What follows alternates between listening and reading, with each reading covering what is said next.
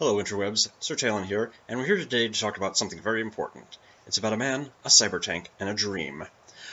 In 1978, it was a very exciting time to be if you were a science fiction geek.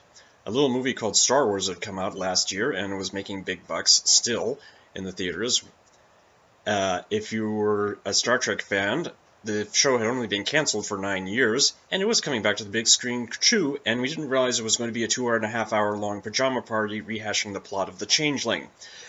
If you were a science fiction gaming geek, you were a little shut out, especially if you were a wargaming geek, because your choices for tactical science fiction combat were Avalon Hill Starship Troopers or Avalon Hill Starship Troopers, which was a problem because it kind of sucked. But there was a company called Metagaming that had just come out, and they had an interesting idea. They would make games on the cheap. Instead of buying a box for $20 or $25 with a nice hardback board and lots of die-cut counters and dice, they would make the absolute minimalistic games possible. It would be the rules, the board, printed out on cardstock paper, and the counters, which you had to cut out yourself. And you better grab the dies from your Monopoly box because they didn't provide those. It all came in a little plastic baggie and was supposed to be sold in bookstores off the rack. And I found out about them when I was donated some copies of Analog from a guy who was canceling his subscription, and I looked inside and I found this. In the very corner there, you can see the very first game was a little something called Ogre, and it wasn't about some big green warriors battling each other.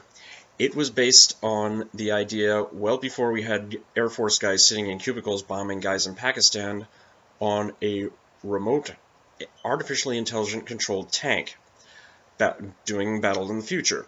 Now, what made this interesting was it was what was called, I forget the term, but it's about when you've got lots of small units going up against one real big powerful unit. In this case, it was literally a fine collection of basically very basic units. Tanks, missile tanks, howitzers, infantry, and just to make it science fictional, ground effect vehicles zipping around. And they all went up against one unit, one single unit, and it was called the Ogre. And it made science fiction wargaming history for several reasons. One, it was ridiculously well balanced. It was play tested the hell out of. It was simple. You had some very basic units. They moved, they fired, and then if you were a JEV ground effect vehicle, you moved again. That was it. It had one goal: get your Ogre up the map and destroy a command post. And it was something, instead of like taking up 4 or 5 hours and taking up your mom's dining room table, you could set it up, play the game, put it away inside 30 minutes. And like I said, it's small. This is the map. This is basically a sheet of legal-sized paper. The original version of the game, it wasn't even in color. And it was incredible. And it basically made the career of a young game designer named Steve Jackson. He went on, after Metagaming folded, he bought his game from them. He bought the follow-up game called JEV, which was concentrated on the conventional units. And he created his own company called Steve Jackson Games. And it has been consistently the third largest independently owned gaming company in the world, and I guess these days, honestly, it's probably the first largest if you consider that TSR got bought up by Wizards of the Coast, and the second largest, which was probably GDW, is History. So, and he's been producing games for 35 years.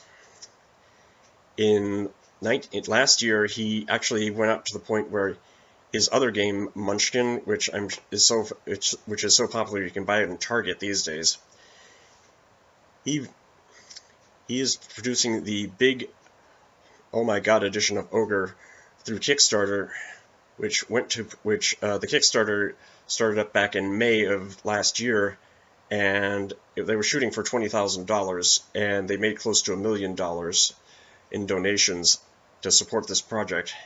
And after many, many long delays, it's coming out in October, and it's just really something to look forward to, because this is a classic game. It's still on the Games Magazine's top 100 games list of all time, every time they put it out. And it's just something you should look out for, because for one thing, the Pocket Box edition, which the Pocket Baggy edition, is going to be coming out next year probably, and it's going to be all of $3.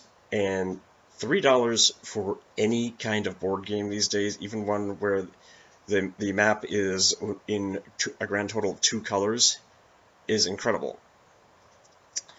And the Designer's Edition, which is what I'm getting, I paid $150 for this thing. Well, the game itself is $100, and the extras are $50. And it's going to be a 25-pound game. The joke is you need an addition to your house to fit the box in it, except the box itself is the addition. And I'm going to include a little plea at the back of this video, because they're going to have a launch party in October 19th, I believe, and in Austin, Texas. And everybody who bought this thing can pick up their copy of the game instead of waiting for it to be mailed. And I, in all honesty, cannot justify spending $750 of my family's money, which is what it would cost me to fly out there, stay in a hotel for 2 days, feed myself, and then fly back with a enormous box. And I'm certainly not driving out there, because I'm not 20 anymore, and it would take 24 hours. So if you're feeling very nice, and you want to send a little 44-year-old geek boy to meet his hero and get the game of his dreams, feel free to hit the PayPal button at the bottom of this listing, or just send a PayPal donation to Sir Talen, SIRTALEN @gmail.com, and to send me on my way. You don't have to do it. If you want to buy one of my books on my Amazon website, that'd be good too. But seriously, it's a good game, and I'm very grateful to Steve for putting out all the effort to get this out, even though it's taken forever. But I'm looking forward to it. And if you see it in your friendly local gaming store, give it a look-see, and if you've got the money, buy it, because it's going to be the original Ogre game, Jev, and all the supplements on huge map boards, and with full color counters, and lots of over 100 3D counters, and it's going to be beautiful. Alright, talk to you later.